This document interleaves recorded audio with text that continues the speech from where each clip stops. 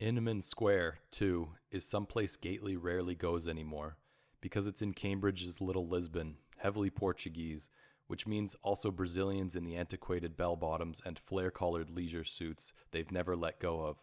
And where there are discoized Brazilians, can cocaine and narcotics ever be far away? The district's Brazilians are another solid rationale for driving at excessive rates of speed, for Gately. Plus, Gately's solidly pro-American, and north of Central Square's clot and snarl, Prospect Street's Acopolis Strait shot through eerily alien lands. Billboards in Spanish, plaster Madonnas in fenced front yards, intricately latticed grape arbors looking seized and clutched at, now, by networks of finger-thick bare woody vines, ads for lottery tickets in what isn't quite Spanish, all the houses gray, more bright plastic Madonnas in nunnish get-ups on peeling front porches, stores and bodegas and low-suspension cars triple-parked, an all-out full-cast creche-type scene hung from a second-floor balcony. Clotheslines hanging between houses, gray houses in rows squished right up next to each other in long rows with tiny toy-strewn yards, and tall, the houses, like being squished in from either side distends them. A couple Canadian and Nuck-owned stores mashed in here and there, between the propinquous Spanish three-deckers, looking subjugated and exiled NDTC. The street shitty with litter and holes, indifferent drainage, big-assed girls stuffed like stuffed sausage into cigarette jeans in always trios in the twilight with that weird blonde-brown hair Portuguese girls dye their hair to. A store in good old English advertising, chickens fresh killed daily. Ryle's Jazz Club's upscale pub-type bar. Guys in tweed caps and briar pipes in mouths at angles taking all day on a pint of warm stout. Gately's always thought dark beer tasted like cork, an intriguing single-decker medical-looking building with a sort of tympanum over the smoked glass door with an ad that says, "Complete destruction of confidential records," that Gately's always wanted to poke the old head in and have a look at what on earth they might be up to in there. Little Portuguese markets with food in there, you can't even tell what species it's from. Once at a Portuguese takeout at Inman Square's East End, a Kokor tried to get Gately to eat something that had tentacles. He had a sub instead. Gately now simply blows through Inman, heading for B&C over on the upscale northwest side, nearer to Harvard, every light suddenly green and kind, the Aventura's 10-cylinder backwash raising an odd little tornado of discarded ad leaflets and glassine bags and corporate snack bags, and a syringe's husk and filterless Gasper butts, and general crud and a flattened millennial fizzy cup, like from a stand, which whirls in his exhaust, the tornado of waste does, moving behind him as the last pearly curve of the sun through baggy clouds is eaten by the countless sancta something and then whitewashed wasp church roofs finials farther west, nearer Harvard, at 60K but sustained in its whirl by the strong west breeze as the last of the sun goes, and a blue-black shadow quietly fills the canyon of Prospect, whose streetlights don't work for the same municipal reasons the street is in such crummy repair, and one piece of the debris Gately's raised and set spinning behind him, a thick flattened MF cup, caught by a sudden gust as it falls, twirling, is caught at some aerodyne's angle and blown spinning all the way to the storefront of one Anitoi Entertainment. Footnote number 203. Whether English misspelling or Quebecois solecism, seek. End of footnote number 203. On the street's east side, and hits, its waxed bottom making a clunk, hits the glass pane in the locked front shop door with a sound for all the world like the rap of a knuckle, so that in a minute a burly bearded thoroughly Canadian figure in one of those Canadianly inevitable check flannel shirts appears out of the dim light in the shop's back room and wipes its mouth on first one sleeve and then the other and opens up the front door with a loud hinge squeak and looks around a bit. These, for who knocked, looking not overly pleased at being interrupted at what his sleeves betray as a foreign supper, and also, below that harried expression, looking edgy and emotionally pale, which might explain the X of small arms ammo belts across his checked chest and the rather absurdly large .44 revolver tucked and straining in the waistband of his jeans. Lucien Antitoi's equally burly partner and brother, Bertrand, currently still back there in the little back room where they sleep on cots with serious weaponry underneath and listen to CQBC radio, and scheme and smoke killer USA hydroponic dope, and cut and mount glass and sew flags and cook over sterno in LL Bean upscale survivalist cookware. He's back there eating habitant soupe au pois and bread with bread and circus molasses and some sort of oblong, blue-veined patties of a meat your thinking American wouldn't even want to try to identify. Bertrand's forever laughing in Quebecois and telling Lucien he looks forward with humorous anticipation to the day Lucien forgets to check the big Colt's safety before he jams it into the waistband of his pants and goes lumbering around the shop in his hobnail boots, making every reflective and blown glass item in the place tinkle and clink. The unautomatic revolver, it is a souvenir of affiliation. Once or twice doing work of affiliation with the separatist anti-ONAN-FLQ, they are for the most part a not very terrifying insurgent cell, the Antitois, more or less loners, self-contained, a monomitotic cell, eccentric and borderline incompetent, protected gently by their late regional patron M. Guillaume Duplessis of the Gaspé Peninsula, spurned by FLQ after Duplessis' assassination, and also ridiculed by the more malignant anti-ONAN cells. Bertrand Antitoi is in charge, the brains of the outfit, pretty much by default, since Lucien Antitoi is one of the very few natives of Notre Pays ever who cannot understand French, just never caught on, and so has very limited veto powers, even when it comes to such harebrained Bertrand schemes as hanging a sword-stemmed fleur-de-lis flag from the nose of a USA Civic War hero's Boylston Street statue, when it would simply be cut down by bored ONANite chien courants gendarmes the next morning, or taping bricks to the return postage paid solicitation cards of Sans Christ Gentle's CUSP party, or fashioning astroturf doormats with a likeness of Sans Christ Gentle on them, and to distributing them gratis to home supply outlets throughout their insurgency grid. Puerile and on the whole rather sad little gestures that M. Duplessis would have interdicted with a merry laugh and a friendly hand on Bertrand's bowling ball of a shoulder. But M. Duplessis had been martyred. An assassination only ONAN would be stupid enough to believe command would be stupid enough to believe was merely an unfortunate burglary and mucus mishap. And Bertrand Antitoi, after Duplessis' death and FLQ's rejection, left to his own conceptual devices for the first time since their all-terrain vehicle was packed with quality Van Buskirk of Montreal exotic reflective glasswares and glass-blowing hardware and broom and ordnance and survivalist cookware and hip postcards and black lather gag soap and cheesy old low-demand interlace third-grid cartridges and hand buzzers and fraudulent but seductive X-ray spectacles, and they were sent through the remains of provincial autoroute 55/USA 91 in protective garb they'd shed and buried just south of the Convexity's Bellows Falls, Vermont, ONANite checkpoint, sent as a kind of primitive two-celled organism to establish a respectable front and abet more malignant cells and to insurge and terrorize in small, sad, anti-experialist ways. Now Bertrand has shown a previously Duplessis-restrained flair for stupid wastes of time, including this branching out into harmful pharmaceuticals as an attack on the fiber of New England's youth, as if the USA youth were not already more than fiberless enough, in Lucien's mute opinion. Bertrand had actually been credulous enough, with a wrinkled, long-haired person of advanced years in a paisley Nehru jacket, also of great age, and a puzzling cap with a skeleton playing at the violin emblazoned upon it, on the front, wearing also the most stupid-appearing small round wire spectacles with salmon-colored lenses, and also continually forming the letter of V with fingers of his hand and directing this letter of V at Bertrand and Lucien. Bertrand felt the gesture was a subtle affirmation of solidarity with patriotic struggle everywhere and stood for victoire, but Lucien suspected a USA obscenity laughingly flashed at persons who would not comprehend its insult, just as one of Lucien's sadistic École Spéciale tutors back in Saint-Anne-des-Monts had spent weeks in second form teaching Lucien to say, "Va chier, putain," which he, the tutor, claimed meant, "Look, maman, I can speak French and thus finally express my love and devotion to you."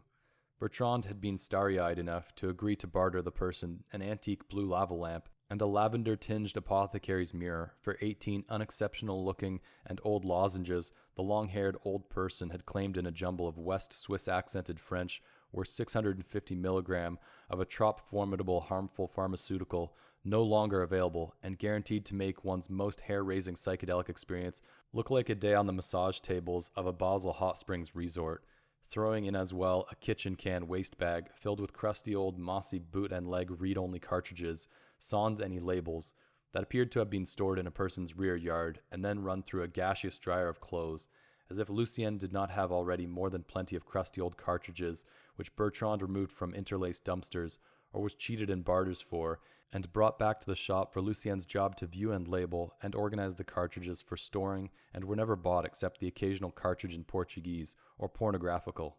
And the aged person had flopped off in his cap and sandals with a lamp and an apothecary's mirror to which Lucien had been personally much attached, particularly to the lavender mirror, flashing this covert obscenity of V, and with smiles urging the brothers to write their name and address on the palm of their hands with a drenching sweat-proof ink before they dropped any of the so-called tu sais quoi, if they were going to be the persons who ingested these lozenges. The front door squeaks loudly of the hinge, and Lucien recloses it and drives the bolt home. Squeak. The upper hinge squeaks no matter the oil, as the shop drives Lucien crazy by becoming again dusty each time the door is opened to the street's grit, and from the dust of the alley with so many dumpsters behind the back room which Bertrand refuses not to open the iron service door of, to spit. The squeak functions in the place of a customer bell, however. The front knock of the closed door clearly is once again big-bottomed Brazilian children playing at unamusing pranks. He does not pull the window shade, but he does grab the stout trusty homemade broom he sweeps the shop all day with, and stands there, chewing anxiously the nail of a thumb, looking out. Lucien Antitoi enjoys standing at the door's glass pane and looking blankly out at the light snow of dust, bright against the blue-shadowed twilight, eating the American street outside. The door continues to squeak faintly, even after he's driven home the bolt. He can stand here happily for hours, leaning on the sturdy broom he'd carved from a snow-snapped limb as a boy during the Gaspé's terrible blizzards of Quebec of AD 1993, and bound broom corn onto and sharpened the tip of.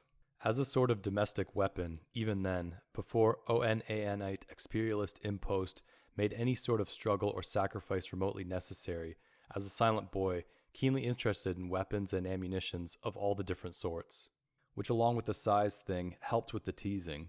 He could and does stand here for hours, complexly backlit, transparently reflected, looking at alien traffic and commerce. He has that rare spinal appreciation for beauty in the ordinary that nature seems to bestow on those who have no native words for what they see. Squeak. The visual bulk of the shop room of Anitoi Entertainment is devoted to glass. They have set curved and planar mirrors at studied angles whereby each part of the room is reflected in every other part, which flusters and disorients customers and keeps haggling to a minimum. In a sort of narrow-fashioned corridor behind one gauntlet of angled glass is their stock of gags, notions, ironic postcards, and unironic sentimental greeting cards as well. Footnote number 204. Jolly Jolt hand buzzers, Whoopie Daisy, celebrity-endorsed cushions, Blammo cigars, Oh Waiter, plastic ice cubes with fly, I See London, X-ray specs, etc., usually just trucked over, along with the saprogenic greetings, treacly greeting, and postcards, from the Waltham facilities of Acme Inc., a.k.a. the Acme family of gags and notions, prepackaged emotions, jokes and surprises and wacky disguises, at a substantial and politically motivated discount, seeing that the company's owned by the Quebec sympathetic shadowy Albertan mogul, who'd been such a force in the anti-broadcast AC/DC, and who over a decade back had exploited the then US-owned, then Acme's severe PR and cash flow problems right after the serial Blammo cigar tragedies to move in and hostile take over the firm for about 30% of its real worth. End of footnote number 204. Flanking another are shelf after shelf of used and bootleg interlace and independent and even homemade digital entertainment cartridges in no discernible order, since Bertrand handles acquisition and Lucien's in charge of inventory and order. Nevertheless, once he's viewed it even once, he can identify any used cartridge in stock and will point it out to the rare customer with the sharpened whitewood tip of his homemade broom. Some of the cartridges do not even have labels, they're so obscure or illicit. To keep up with Bertrand, Lucien must watch new acquisitions on the small cheap viewer beside the manual cash register as he sweeps the shop with the imposing broom he has loved and kept sharpened and polished and floor fuzz free since adolescence, and which he sometimes imagines he is conversing with, very quietly, telling it to vachier putain, in tones surprisingly gentle and kind for such a large terrorist. The viewer's screen has something wrong with its definition, and there is a wobble that makes all cartridge performers on the left section of it appear to have Tourette syndrome. The pornographical cartridges he finds nonsensical and views them in fast forward to get them over with as quickly as possible. But he knows all but the most recent acquisition's colors and usual plots, but some still have no labels. He still has not gotten to see and shelve many of the massive assortment Bertrand lugged home, and out of the all-terrain vehicle in Saturday's chilling rain, several old exercise and film cartridges a small Back Bay tele-entertainment outlet was discarding as outdated. Also, there were one or two Bertrand claimed he had picked up literally on the street downtown from the site of the flag-draped Shaw statue from unintended commercial displays that stupidly contained detachable cartridges anyone could detach and lug home in the rain. The display's cartridges he had immediately viewed, for though they were unlabeled save for a commercial slogan in tiny raised letters of Il ne faut plus qu'on poursuive le bonheur, which to Lucien Antitoi signified zilch. Each was stamped also with a circle and arc that resembled a disembodied smile, which made Lucien himself smile and pop them in right away, to find to his disappointment and impatience with Bertrand that they were blank, without even HD static, just as the old rude person's bartered tapes he had removed from the waste bag of their storage for viewing had proved, blank beyond static, to the satisfaction of Lucien's disgust. Footnote number 205. Unknown to the hapless Antitois, this doesn't mean they're necessarily blank. Copy-capable cartridges, a.k.a. masters, require a 585 RPM drive viewer or TP to run, and on a conventional 450 drive decline to give off so much as static, appearing rather empty and blank. QV here note 301 sub. Footnote 301. Having in her MBA program absorbed the litigatory lessons of music producers v cassette tape manufacturers and film production companies v videotape rental chains, Noreen Lace Forche protected Interlace's Golden Goose's copyrights by specifying that all consumer TP-compatible laser cartridges be engineered as read-only. Copyable master cartridges require special OS codes and special hardware to run. NLF had even rigged it so that masters have to be run at 585 RPM instead of a consumer TP's cartridge drive's 450 RPM. End of footnote number 301. Through the door's window, passing headlights illumine a disabled person in a wheelchair, laboring along the rutted walk outside the Portuguese grocery opposite Anitoi Entertainment's storefront. Lucien forgets he was eating bread with upscale molasses and soupe au pois. He forgets he is eating the moment the food's taste leaves his mouth. His mind is usually as clean and transparent as anything in the shop. He sweeps a little, absently, in front of the pane, watching his face's reflection bob against the blackening night outside. Light snowfall almost is bouncing back and forth between sides of Prospect's Canyon. The broom's bristles say, hush, hush. The tin and static sound of CQBC has been silenced. He can hear Bertrand moving about, rattling some pans and dropping one, and Lucien works his sharp-pointed broom against the chipped Portuguese tile of the non-wood floor. He is a gifted domestic, the best 125-kilo domestic ever to wear a beard and suspenders of small arms ordnance. The shop, cramped to the acoustic tile ceiling and dustless, resembles a junkyard for anal retentives. He bobs and sweeps, and bobbing shafts of mirror light gleam and dance, backed by night in the locked door's pane. The figure in the wheelchair still labors at his wheels, but appears, queerly, to still be where he was before, in front of the Portuguese grocery. Moving closer to the pane, so that his face's transparent image fills the glass and he can now see clearly beyond it, Lucien sees that what it is it's a different figure in a different wheelchair from the one before. This new figure's face also downcasted and queerly masked, laboring around the sidewalk's jagged holes, and that not too far behind this seated figure is yet another figure in a wheelchair, coming this way. And as Lucien Antitoi twists his head and presses his hairy cheek to the glass of the squeaking door, except but now, how can a door's upper hinge loudly squeak when the door is tightly closed and the bolt driven home with the solid snick of a .44 bullet slipping home in a revolver's chamber?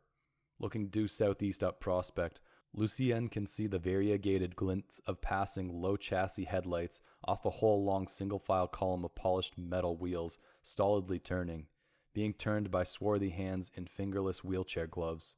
Squeak, squeak.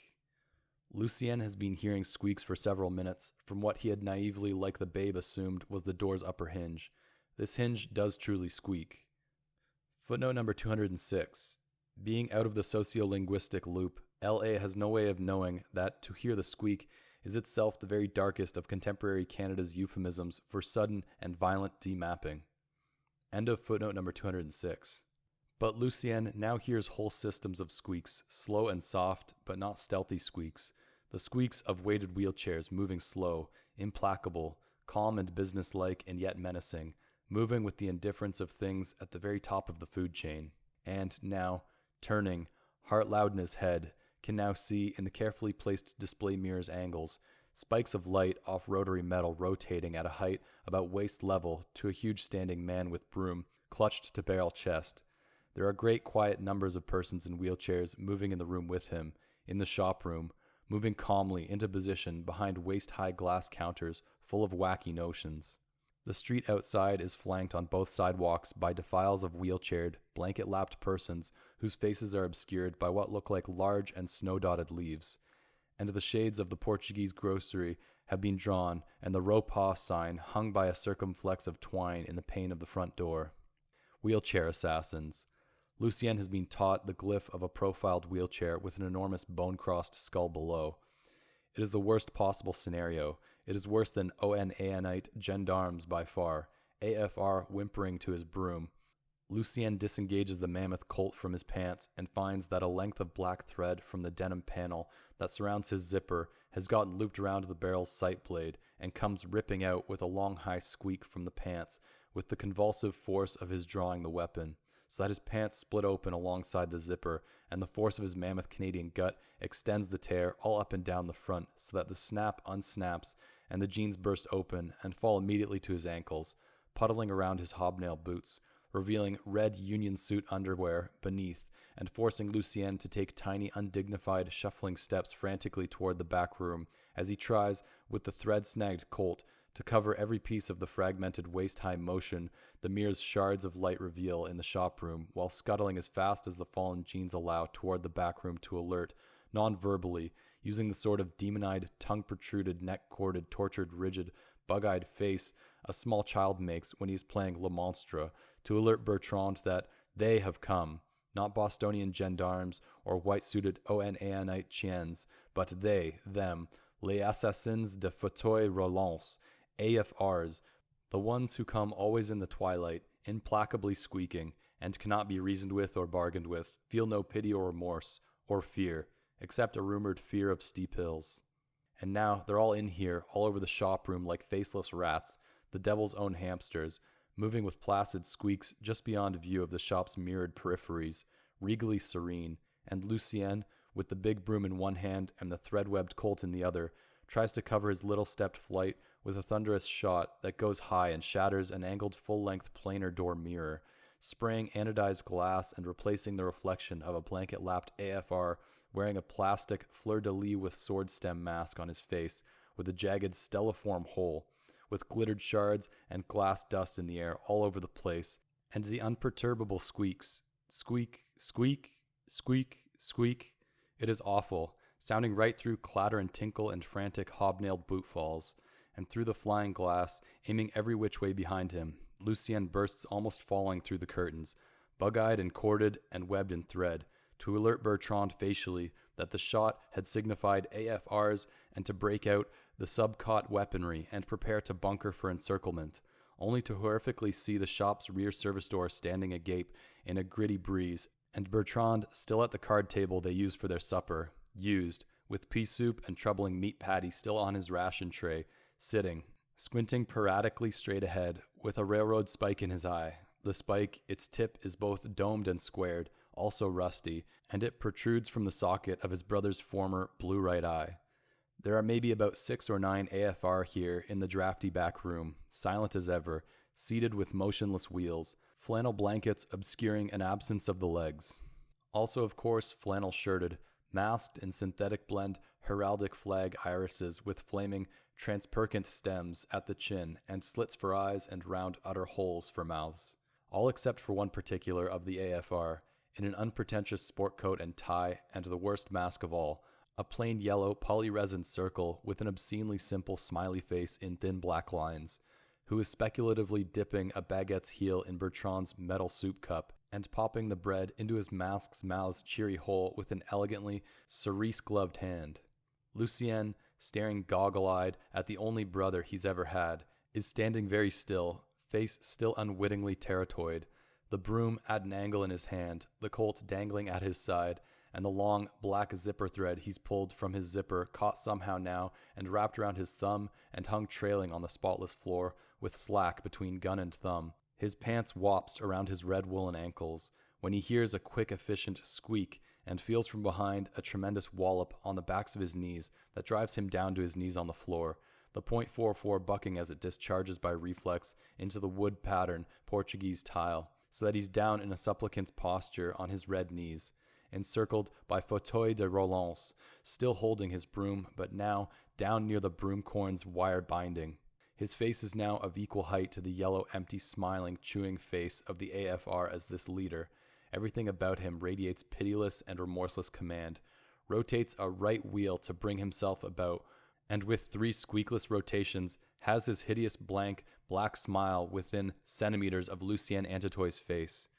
The AFR bids him "Bonsoir, sieur," which means nothing to Lucien Antitoi, whose chin has caved and lips are quivering, though his eyes are not what you would call jack-lighted or terrified eyes. Lucien's brother's pierced and rigid profile is visible over the leader's left shoulder. The man still has some soup-sopped bread in his gloved left hand. "Malheureusement, ton collègue est décédé. Il faisait une excellente soupe aux pois." He looks amused. "Non? Ou c'est à toi? Faisons-elle?" The leader leans forward in the graceful way people who always sit can lean, revealing wiry hair and a small and strangely banal bald spot, and gently removes the hot revolver from Lucien's hand. He engages the safety without having to look at the revolver. Spanish-language music is thinly audible from somewhere up above the alley.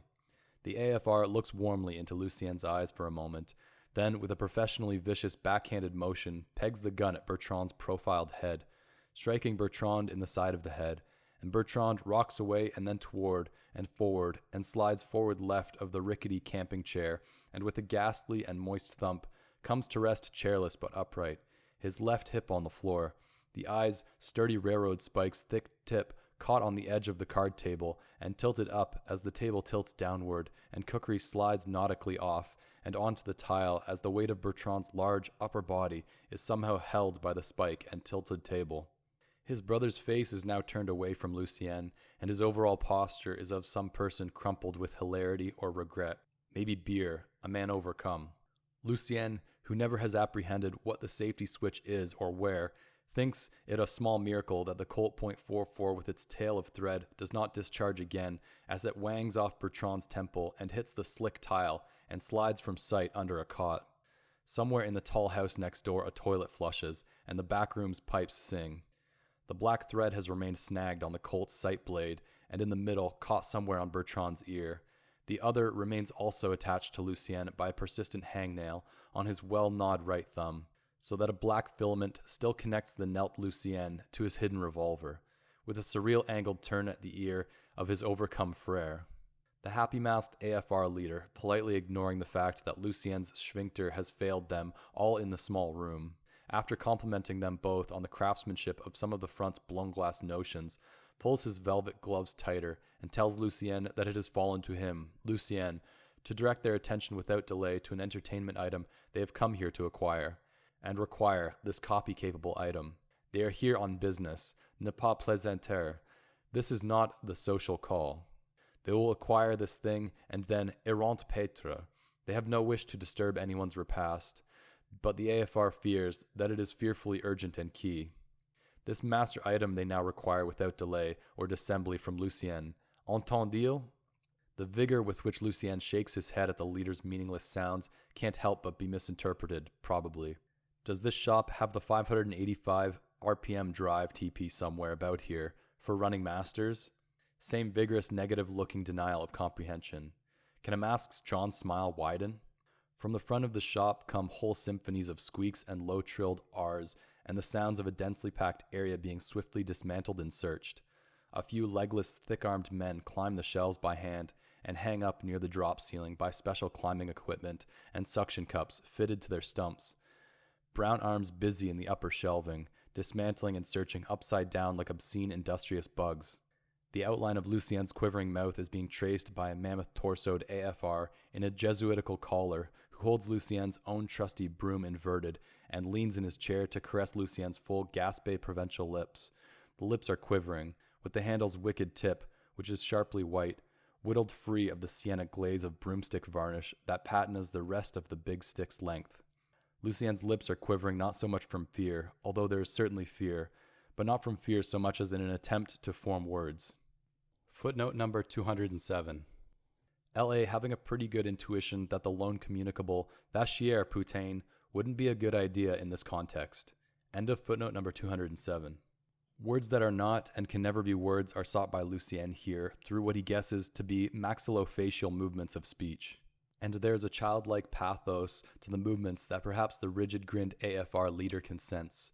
Perhaps that is why his sigh is sincere, his complaint sincere when he complains that what will follow will be inutile. Lucien's failure to assist will be inutile. There will be no point serviced. There are several dozen highly trained and motivated wheelchaired personnel here who will find whatever they seek and more, anyhow. Perhaps it is sincere, the Gallic shrug and fatigue of the voice through the leader's mask hole, as Lucien's leonine head is tilted back by a hand in his hair and his mouth opened wide by calloused fingers that appear overhead and around the sides of his head from behind, and Jack his writhing mouth open so wide that the tendons in his jaw tear audibly, and Lucien's first sounds are reduced from howls to a natal gargle as the pale wicked tip of the broom he loves is inserted. The wood piney tasting, then white tasteless pain as the broom is shoved in and abruptly down by the big and collared AFR, thrust farther in rhythmically in strokes that accompany each syllable in the wearily repeated in-you-tul of the technical interviewer, down into Lucien's wide throat and lower, small natal cries escaping around the brown glazed shaft. The strangled, impeded sounds of absolute aphonia, the landed fish gasps that accompany speechlessness in a dream, the claret-collared AFR driving the broom home now to half its length, up on his stumps to get downward leverage as the fibers that protect the esophageal terminus resist and then give with a crunching pop and splat of red that bathes Lucien's teeth and tongue and makes of itself in the air a spout, and his gargled sounds now sound drowned. And behind fluttering lids, the aphrasiac half-cellular insurgent, who loves only to sweep and dance in a clean pane, sees snow on the round hills of the native Gaspé, pretty curls of smoke from chimneys, his mother's linen apron, her kind red face above his crib, homemade skates and cider steam, Chick-Chock lakes seen stretching away from the Kapchat hillside they skied down to Mass. The red faces noises he knows from the tone are tender. Beyond crib and rhymed window, Gaspésie lake after lake after lake, lit up by the near Arctic sun and stretching out in the southeastern distance like chips of broken glass thrown to scatter across the white Chick-Chock country, gleaming, and the river St. Anne a ribbon of light, unspeakably pure. And as the culcate handle navigates the inguinal canal and sigmoid with a queer deep full-hot tickle, and with a grunt and shove completes its passage and forms an obscene erectile bulge in the back of his red sopped johns, bursting then through the wool and puncturing tile and floor at a police lock's canted angle to hold him upright on his knees, completely skewered, and as the attentions of the AFRs in the little room are turned from him to the shelves and trunks of the Antitoi's sad insurgents' lives, and Lucien finally dies, rather a while after he's quit shuddering like a clubbed muskie and seemed to them to die, as he finally sheds his body's suit, Lucien finds his gut and throat again and newly whole, clean and unimpeded, and is free, catapulted home over fans and the convexity's glass palisades at desperate speeds, soaring north, sounding a bell clear and nearly maternal alarmed call to arms in all of the world's well-known tongues.